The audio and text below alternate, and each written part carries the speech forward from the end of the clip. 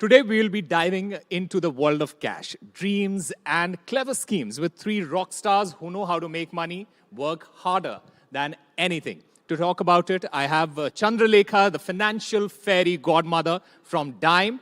I have Harshak Sinha, the tech-savvy CEO of Building at Digity.in, and Desai, the content kingpin behind Insiders Club. Buckle up, everyone, for a wild ride through wallets, wisdom, and a sprinkle of fun. So good to have you. So good to have you. Please take it.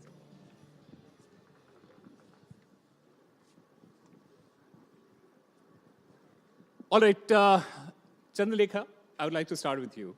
When we talk about money, there are a lot of misconceptions. Misconceptions about how you spend it, how you earn it, how you save it, etc.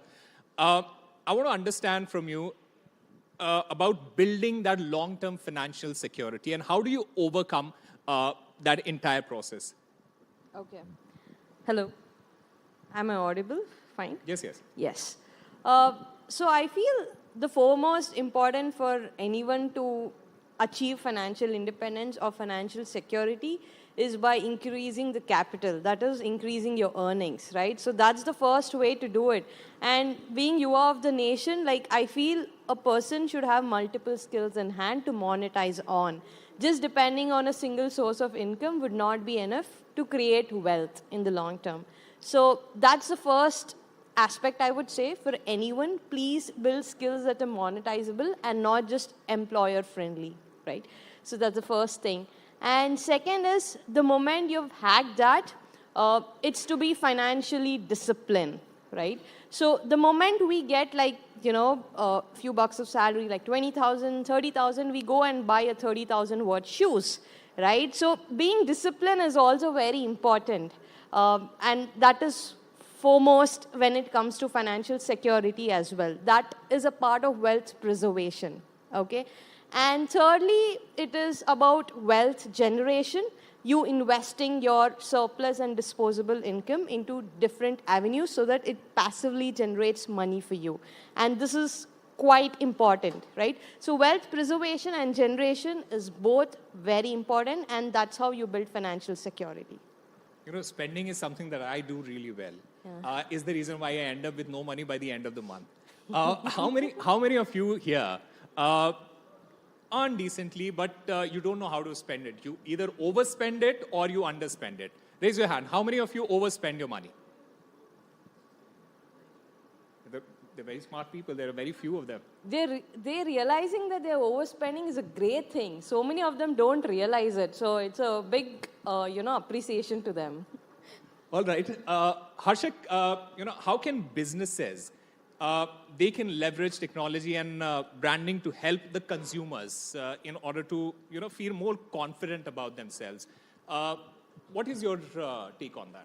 See, nowadays, the dynamics of how branding and advertising works has completely changed. People have shifted mediums in the sense that there were brands who were first focusing on billboards, then their brands, new medium came, which was TV, and a lot of advertisements and stuff. They shifted to that, and now the new thing which is coming up is obviously social media. So I feel a brand needs to be more relatable and needs to build that community for their particular niche or their industry. So social media is one of the most, I would suggest that strongest medium in order to grow your brand and advertising, overall increasing your visibility and stuff. We have seen a lot of brands, a lot of big brands coming up on social media, launching their own podcast, launching their own content, just to be more accessible to their community and for people to know about the brand. So I feel, there's a simple rule about branding and advertising. Go where the consumer is. And nowadays, maximum people are, using their mobile phone to consume all the content, or, in the free time, a lot of people are only on their mobile phone. So I feel, yeah, of course, social media is one of the most strongest medium for branding and advertising, and that's what we do, in my... How many of you get affected or inspired by social media to make those choices? I think almost all of them. Yeah. Because that's the kind of era that we are living in at the moment. And this is important because, Jay, you are a content creator as well. How do you see the use of social media when it comes to money and how you earn money from social media? Because I'm pretty sure a lot of people who want to be influencers, who want to generate revenue from that platform, what is that one advice that you would want to give to those people? First of all, thank you so much for having me. Taking the target audience into consideration, NDTV Yuva, right? So we are targeting mostly 20 to 30-year-olds right now. So one thing I think content creators should deliberately do is constantly checking if their content is adding some value in the audience's lives. Like for example, there are many types of content creator. I'll talk about two types of content creator. One is who is showing off their life on Instagram. What happens when an audience, when a viewer sees the story, like for example, you are driving a BMW, you're driving a Mercedes, you're going to events like these, right? Content creators do put up stories whenever they go out and whenever they network with people, right? But there are two ways of doing this. Like for example, when I'm meeting many people here, one thing that I'll deliberately do is I'll put up stories of what I learned out of this event, who I met, what actionable insight they gave to me so that I can pass it on to my viewers. And there is another way that I met so-and-so guy, I did this. There is no value addition in that, right? So I think most content creators have to shift to value addition and something that generates value for the viewers as well.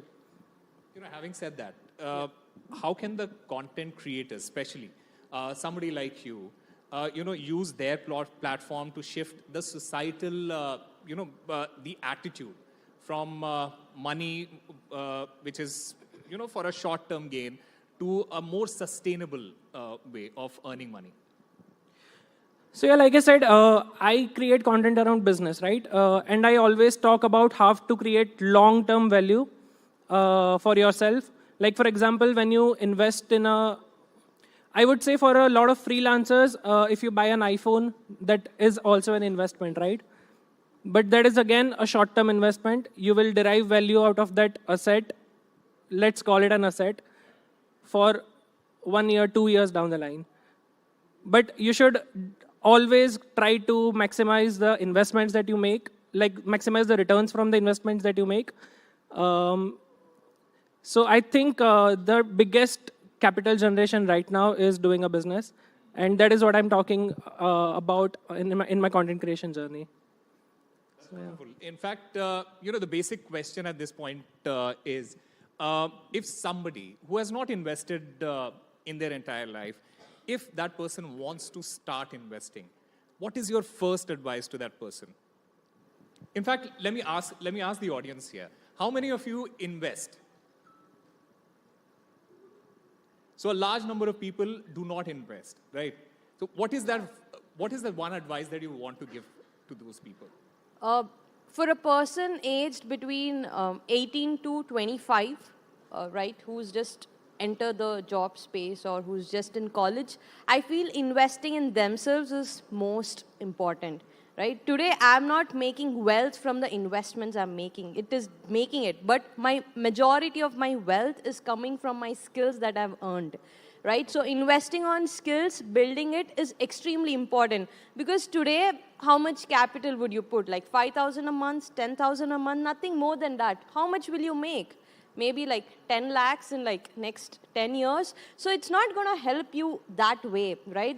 The important part, what is going to help you is to invest in yourself in the initial 5 years of your tenure. Then after that, when we speak about 25, once you are getting a stable paycheck, that is when you get into the markets and start investing as well, right? At the same time, I wouldn't say investing even when you're 18 or 20 is bad. That is required. If you have disposable income, you feel, okay, you've invested enough on your skills, let's invest the rest in the market. How right? early is too early? 18 to 25 is too early, provided you're actually nowhere, right? let's say you're stable. There's so many people in 18 to 25 years of age who are earning 2-3 lakhs a month, right? So for them, it's quite simple to invest. You have more disposable income. But too early is when you already have so many expenses to take care of. You already feel you're not in the right environment, right job, right? You want to first invest and see where you're going to go. So that is too early, I feel. But once you start earning, continuously investing for long term is key, right? The moment you stop investing in between for 2-3 years, your compounding effect just drops. So it's very important to be a continuous investor rather than being an on and off investor. So that's also important. That's wonderful. In fact, Harshak, I want to understand from you, in your view, what role does trust, in fact, play when it comes to the relationship between companies and the customers when it comes to money-related concerns? See, I feel nowadays companies have realized that they have a lot of competition in the market. Every industry you hop on in or any business you open, mostly you have a lot of big competitors always there to eat your idea or probably overtake with whatever you are doing. So what I feel right now is you might have seen a lot of startups which came in the market and they did nothing but created organic content on their social media handles. And they were able to scale bigger than, any other company spending lakhs and lakhs of rupees on advertisements. Just showing that transparency and that authenticity, that communicating that transparency of process has always played a major role. And that has helped a lot of upcoming startups. See, if I talk about, I'm not here to talk about what big players do, because that's quite generic. A lot of people know that. But nowadays, a lot of youngsters starting a lot of business, startup, what I've seen is that the more transparent they get, the more authentic they are, and the more they care about their consumers. So I run a MarTech company myself. So in that, we have a simple rule that we don't have a price card or we don't have a specific service which we provide. We have a consult-first approach. So similarly, for all these companies who are coming in the market, they should first focus on how they can understand their consumer and their needs and then communicate their processes transparently and then scale their brand through that. So I feel that transparency and that authenticity plays a very major role between a brand. A lot of a lot of creators now have launched their applications, a lot of creators have launched their products, and those have performed more than a lot of giants in the market who are spending a lot of money. So that happens because of that genuine connection between a creator and the audience. And in general, that will happen for a creator can be anyone, an entrepreneur, a businessman.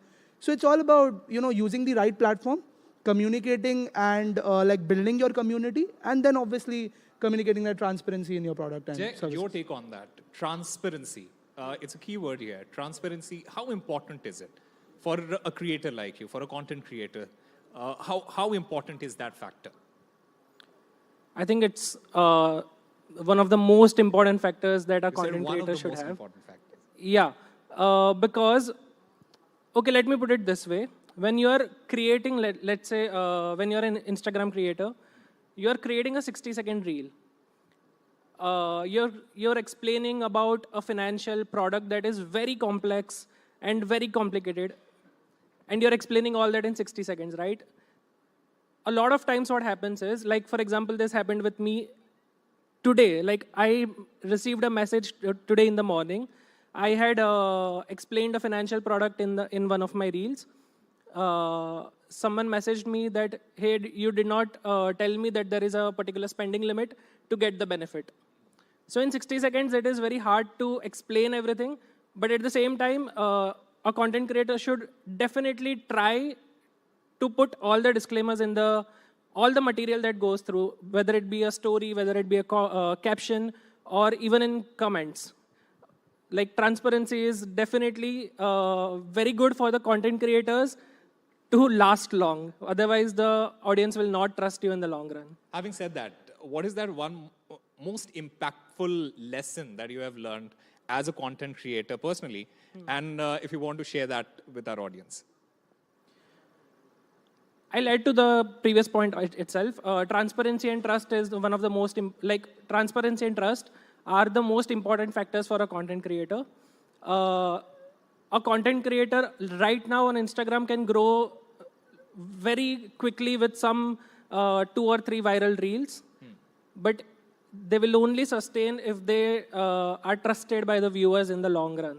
And where the trust comes from is, again, transparency, creating value, and telling, like for example, if I'm using a sort of financial product, then I'll tell my own review. I'll tell all the pros and cons of using that product.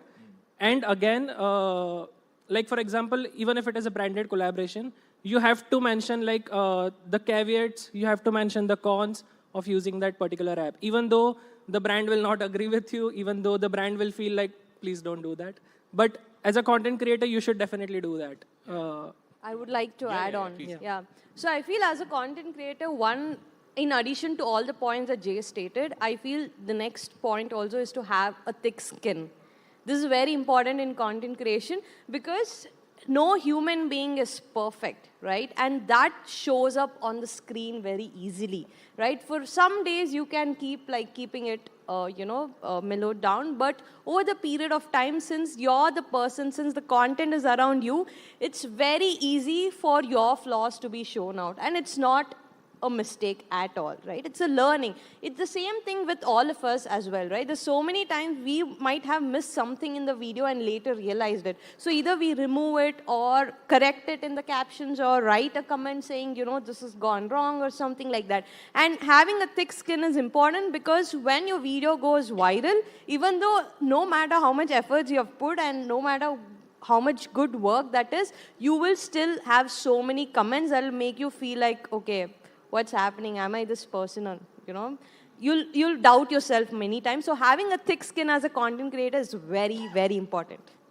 There are a lot of young people and not so young people here who want to ask questions to you also. If we can get the mic in the audience and we'll take questions from them. But before that, I also want to understand from you the perception of money. It has changed from generation to generation. How do you see that change happening at this particular moment? And do you think our relationship with money and what we do with that money is completely different from what the previous generation used to think about it? Yeah, I feel things about money has a lot of ironies in it. Because the first thing is, if I just talk about how money is seen today, it is mostly you are making money to buy time for yourself, right? That's a great point. This is the most important thing. Why would you earn money? To buy time, right? So why do you need time? To go travel, to meet your best friends, to spend time with family, right? Money is required to achieve this, or else you'll always keep working and working and working behind money. So creating wealth is all about buying that extra time. And that is why the rich have so much to do, which you can't, right? You think, okay, these guys are building so many businesses. How are they getting time? Because they bought the time by building something very passive, by building something so huge and exponential that they get surplus time. So money buys time, right? Now time buys money as well. That's why we are working at companies, right? Our time is converting to money. The day your money converts to time is the day you would have achieved independence. So this is the way things are going right now.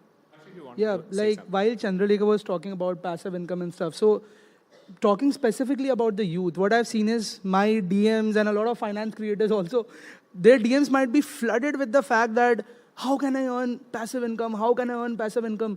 But the fact is that a very few people realize that passive income is the invested amount from your active income. And to build your active income, you need to invest in your skills. So nowadays, all the youth and everything, because of the content and because you see the good side on social media, you always feel that, okay, like I need to earn money and I need to make sure that I have passive income. But generally, like the truth is that you need to build a skill. That skill will get, yeah, exactly. The skill will build you the active income, and the part of that active income which you invest in multiple sources will build you passive income. But nowadays people are going reverse. They are first trying to build a passive income, then they soon realize they get frustrated, they invest in stocks, they invest in mutual funds, and they're telling, no man, this income is not enough for my lifestyle, and then they go back to kuch nahi rakha hai ye sab mein, and then they go to active income, and then when they reach to active income, they realize that active income is built on real skills, and when they, by that time you have lost a lot of time. Because, on social media, everyone talks in detail about how to build passive income. But a very few people talk less, very less people talk about building active income, because building active income is very difficult. And that builds actual wealth, because the money invested from your active income will build the wealth and the passive income. That's what I strongly feel. These are fabulous insights, and I'm pretty sure a lot of people have questions here. Yes, if you can pass the mic here. Hello. Nice to meet you all. So my name is Kajal. So my question to you, ma'am. So in today's world, we see that the cringe content basically gets more viral than the meaningful content. And why do you think that this happens? And the second thing, is it shaping the digital space, content creation in a negative way or a positive way? Thank you. That is actually a great question, by the way. Yeah, I appreciate this question because Because all content gets viral. Yeah. All sorts of content gets viral. Yeah. And everything is making you money. So what is the easiest way to make that money? Is it okay to do that? And what is your take on that? That's a great question, by the way. Right. So let me give you an example. To make one 60-second video, right, we take 12 hours. At least me and my team takes 12 hours because there's so much research and everything involved. Now, when I see videos that are actually not putting this much time but are still going viral, I also feel bad. I'm putting like 12 hours, 20 hours of my work into making one video. And how is, a cringe video going viral, right? So having an audience spectrum for yourself is very important, right? You need to create profile of your audience. What kind of audience do you want to attract? Today, the algorithm is very, very advanced. So it's going to give you the audience that's interested in your content. And trust me, you will find your own audience, right? You don't have to go in search of it. The algorithm will find you the right audience, right? So videos that are cringe and going viral are for the people who like those videos. And that's good. They're getting filtered right there. If they are watching your videos, then you won't get the right audience, right? So it's a good thing that they have videos for themselves and you reach to a different audience. So audience profiling for yourself is very important. If you ask me, how is it shaping the economy? As long as there are people watching it, there will be videos coming it, and every social media platform will keep pushing it. So this is a basic thing. It's the same with movies as well, right? So many movies you feel it's very massy and it's not logical. What is this nonsense? But still, why do they become hits? Because there's a huge mass of audience that likes it, right? But you will have your own audience. You will still love Oppenheimer. There might not be people who love it. So it's all about audience profiling. That's it. That's wonderful. In fact, I have one more question from Akhileshji. Yes. See, my question is about the FIRE trend, which is happening right now in the young generation. They are saying that financial independence and retire early. So what is your take on this? What is the goal behind it, and what is the philosophy? You think by retiring early, what do they want to do for the rest of their life? Can I take that up? Yeah, please go ahead. When a lot of people say retire early, I think, do they really want to retire early? Let's say I hit my FIRE number at 35, and I imagine my life, like, let's say if I make $1 billion at the age of 35, maybe I'll book a room at Hyatt and stay for a month or something like that, right? I'll book a resort. But what after a month? What after 6 months, right? So, and I've met a couple of people in the last 6 months that have hit their FIRE number, that have literally shifted to Goa, stayed there for 6 months. Then they realized that this is not my life's purpose. They moved back to the crowded city that they earlier used to live in, and they started hustling harder than ever before. So I think having a FIRE number is definitely worthwhile. But I think that definition needs to shift a bit. Financial independence, then like Chandralekha also mentioned, right? You buy your time essentially. You choose what you can do when you hit your FIRE number. Like, let's say until you hit your FIRE number, you have to do things that you sort of don't really love doing, but you have to do. But after you hit your FIRE number, you can choose whatever you want to do that really adds purpose to your life, that really serves the community as well. So I think I can That's add my to take that on this. as well. Yeah. Yeah. So I feel, adding to Jay's point, I feel fire number is what mostly gives us mind space, right? It gives us space to do a lot of things we never would have thought we'll be doing, right? It basically gives a freedom to choose something. That is what a fire number actually gives. Fire does not give any purpose to life at all. I feel a human being should find it by themselves. Fire just gives your freedom of choice. That's it at the end Well, of the day. Chandralekha, if I'm given a choice to not work anymore, I'll gladly take it as long as I have money. Yeah. Anyway, Harshak, one final question from you, and this is what I've been asking from, what we have been asking from all our guests. What is that one hum karke dikhate hain moment for you? See, there have been multiple moments in my life, and a lot of times, I run a bootstrap company. So a lot of ups and downs happen. I'm just 21 right now, so obviously building it in the last 3 to 4 years, being young and dealing with those big companies have been difficult. A lot of ups and downs financially, mentally. You build a team, and now it's going well. So yeah, that's my thing. Like building my company, scaling it across 5 countries, attending events, educating people. Is that that's not just a moment; it's a phase of my life, I would say. Lovely. Ladies and gentlemen, these are really insightful words, and I hope that everyone has learned something or the other. And I also hope that you'll be more money smart going ahead, and you'll be able to manage that money well after listening to these wonderful set of people. Thank you so much for sharing your views and sharing those advice with all the young people here. And I hope everyone has learned something or the other from it. Thank you. Thank Thank you so much. Thank you.